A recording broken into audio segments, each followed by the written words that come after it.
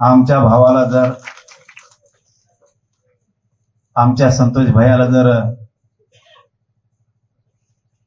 आणि त्या कुटुंबाला जर तुम्ही न्याय मिळवून देणार नसाल तर तो कितीही मोठा नेता असू दे, फक्त आरोपी सुटायसाठी प्रयत्न करतो. मुंडक्यावर जर पाय दिला नाही तर मराठीचा अवलाद आम्ही सांगणार नाही, एवढं लक्षात ठेवा. मी पडद्याच्या आडून बोलत नाही कधी, जे आहे ते रोखठोक बोलावं.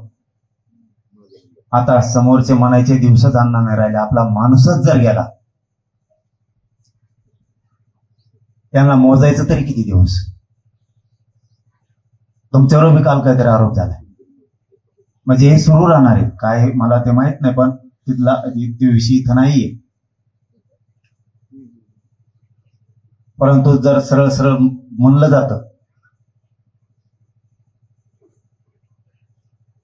आरोपीची मला आठवण येते. कितीही राक्षस असला, पूर्वीच्या देवदेवतांच्या युद्धात राक्षस असायचे, पण राक्षस सुद्धा नियतीला धरून असायचे असं मला वाटतं. कोणतेही नियम तोडून कधी युद्ध झालं नाही. देवाच्या काळात सुद्धा सूर्य जर मावळला तर युद्ध थांबलं जायचं. म्हणजे राक्षस सुद्धा नियम पाळायचा. ही पैदासच नेमकी कोणाची, राक्षसाची सुद्धा नसावी, ही वेगळीच कोणाची तरी असावी. एखाद्याचं घर जर उजाडलं, एखाद्याच्या घरावरती एवढं मोठं संकट आलं, तरी जर तुम्ही त्या भाषेत बोलत असताल तर आम्ही सुद्धा मराठी एवढी कमजोर आणि कच्चे नाहीये, फक्त आम्ही संयमाने घेतोय. त्याचा गैरफायदा तू घेऊ नको. आणि तू जर इथून पुढे काही अशा काड्या केल्या, आणि तुम्ही नावं सांगत जा धनंजय भैया, तुम्हाला कोणाची धमकी आली, नुसतं ते मीडियातून येत आहे आम्हाला ऐका, नाव घेत जा. तुम्हाला जर फोनवर धमकी आली, आता इथून पुढे आम्ही नीट करायची तयारी ठेवायला लागलो, आणि त्याच्याशिवाय जगणारच नाहीयेत आपण सुद्धा. संतोष भैयाला खरा न्याय द्यायचा असला, त्यांच्या लेकरा बाळाला न्याय द्यायचा असला, तर आपल्याला सुद्धा आता जसं तसं वागावंच लागणार. गप बसावं किती दिवस. तुम्ही इथले सगळे उठा आणि आमच्या तोंडात चपला हाणा, आम्ही जर चुकत असलो तर. गप बसावं किती दिवस. जर आमच्या मुर्देच पडायला लागले तर गप तरी किती दिवस बसायचं. याच्यापेक्षा काय क्रूर हत्या व्हायला पाहिजे. तरी पण आम्हीच त्यांची भाषणं ऐकून घ्यायची. त्यांनी मोठ्या थाटात भाषणं करायची. एक खून झालाय, देशमुखांचं कुटुंब सगळं उन्हात उघड्यावर पडलंय, तो आनंदाने भाषण करणार. तुला आठवण कोणाची यावा, कोणाची नाही यावा. एका क्रूर हत्याराची तुला आठवण यायला लागली म्हणजे तू सुद्धा क्रूर. याचा अर्थ तू सिद्ध केलं की तुम्ही दोघंही एक आहेत. म्हणून मी वारंवार सांगतो, याला सहआरोपी करा. फडणवीस साहेब, तुम्हाला वातावरण बिघडू द्यायचं नसेल, अजितदादा तर वयालाच गेलेला माणूस झाल्यावर. मी काही तर पक्षावर टीका करायला नाही आलो. इतकं नालायक बोलणाऱ्या माणसाला सुद्धा अजितदादा जवळ करते. त्यांचा चांगला पक्ष असणाऱ्याला सुद्धा डाग लावायचं काम करतात. आमच्या संतोष भैयाला जर न्याय मिळाला नसला तर आम्ही अजितदादा कोल्हा आणि तिकडे फडणवीस कोल्हा. आम्हाला अण्णा तुमच्या माध्यमातून सांगतो, आम्हाला ह्या धर्तीवर पाठवलं का आमच्या रक्तात होती आग. कारण आमच्या येतो तो खून लक्षात. तुम्ही फडणवीस साहेबाला सांगा, आणखी नवी मराठ्यांनी संयम सोडलेला नाही. मी आणखीनही पायरी फडणवीसची चढलो नाही. संतोष भैयाच्या न्यायासाठी तुम्ही म्हणत असले तर मी यायला तयार आहे. एकदाच सांगू, संतोष भैया देशमुखांचे सगळे आरोपी ते फरार आहेत, ते सुद्धा नाही धान्यात सुद्धा सहआरोपी करा म्हणून मी सुद्धा सांगायला येतो. मी संतोष भैयासाठी कुठेही यायला तयार आहे. मी माझ्या स्वार्थासाठी कधीच राजकीय पक्षाची पायरी चढणार. माझं या राज्यातल्या सगळ्या मराठा समाजाला आव्हान आहे, देशमुख कुटुंबाला आपण उघडं पडू द्यायचं नाही. आपल्याला जी किंमत मोजायची वेळ येईल ती मोजू आपण.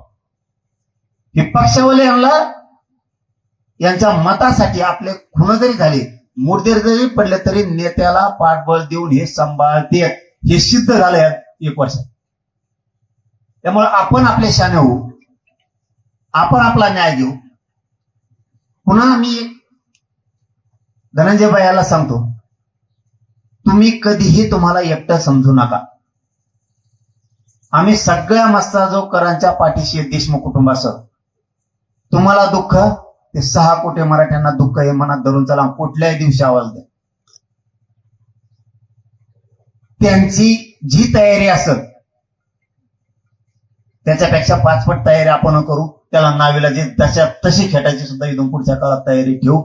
याला सह आरोपी फडणवीस साहेबांना धनंजय मुंडेला करावं, त्याचीही चौकशी फडणवीस साहेबांनी करावी. एक जरी आरोपी सुटला रे बाबा, मग मात्र तुमचं काय खरं नाही. आणि आम्ही खरे त्या दिवशी न्याय मिळाला म्हणून, ज्या दिवशी हे सगळे फासावर लटकतील त्या दिवशी खरी संतोष भाईला श्रद्धांजली असणार.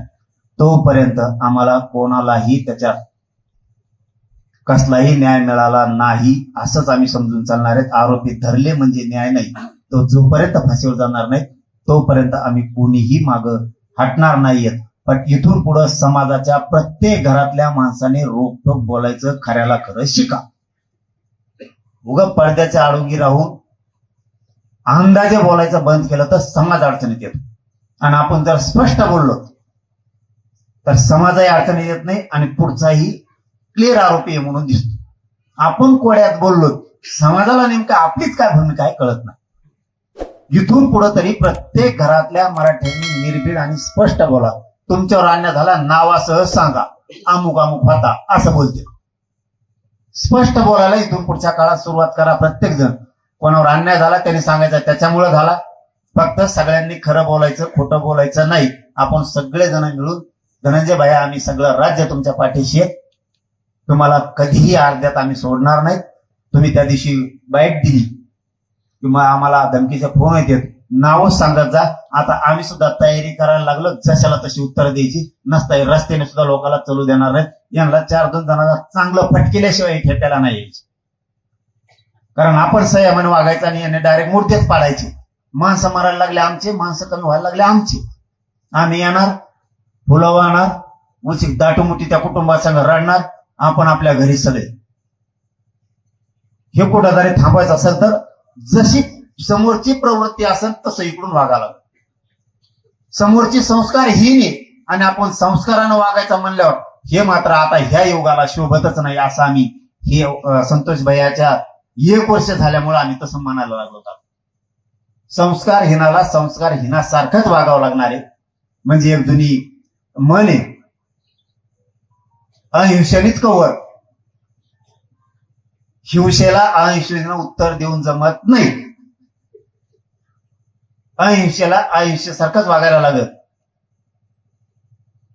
त्याच्याशिवाय न्याय मिळणार नाही. आणि हिंसेला हिंसेप्रमाणेच करावं लागेल. आता त्याला विलाजच नाही.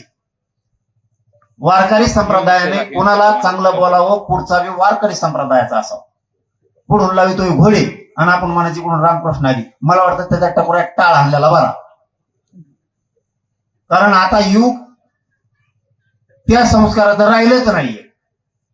वडण्यावर आणण्यासाठी जगदुरु तुकाराम महाराज सांगतात तसं ते म्हणतात ना, नाथाळाच्या माथी अनुकाठी दणक्यात लागते ना. आता मला वाईट समजू नका. संतोष भैयाचा एकदा गेल्या वर्षीचा क्रूर हत्या फक्त डोळ्यासमोर ठेवा. प्रत्येकाचं रक्त उसळ. त्याच्यामुळे आमची तळपायाची आग मस्तकाला जाती. पुन्हा सांगतो, मस्साजोगकराच्या आणि देशमुख कुटुंबाच्या पाठीशी पुरं राज्य. मस्साजोग आणि परिसर आणि बीड जिल्हा तर कवाच हटणार नाही. पण राज्य सुद्धा तुम्हाला कधीच अर्धवट सोडणार नाही. तुम्ही काळजी करू नका.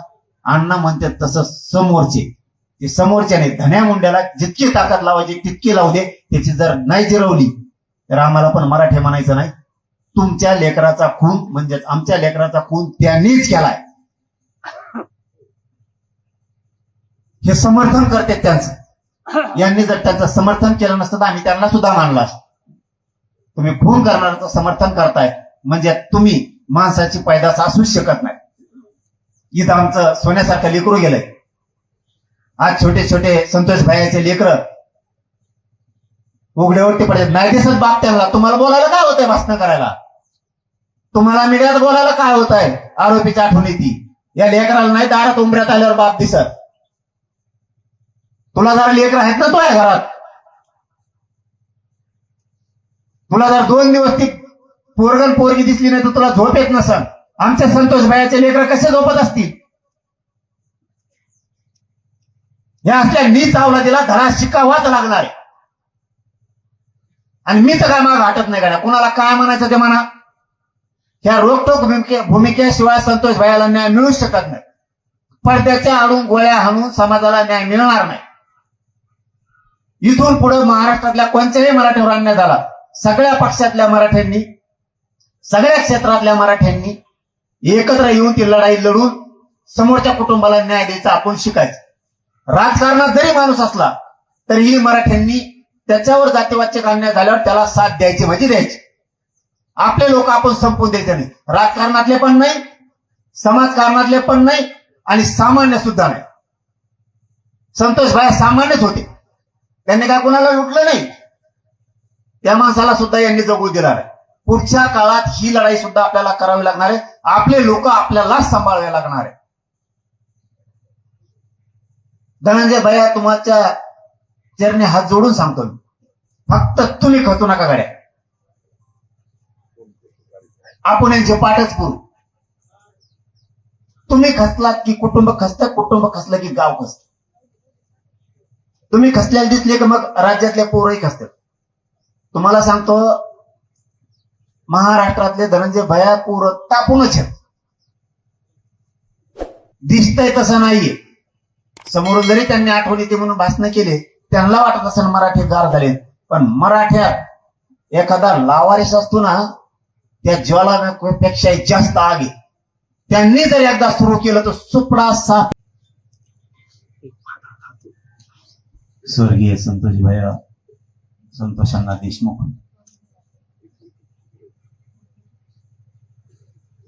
त्यांना आता आपल्यातून जाऊन 1 वर्ष झाले.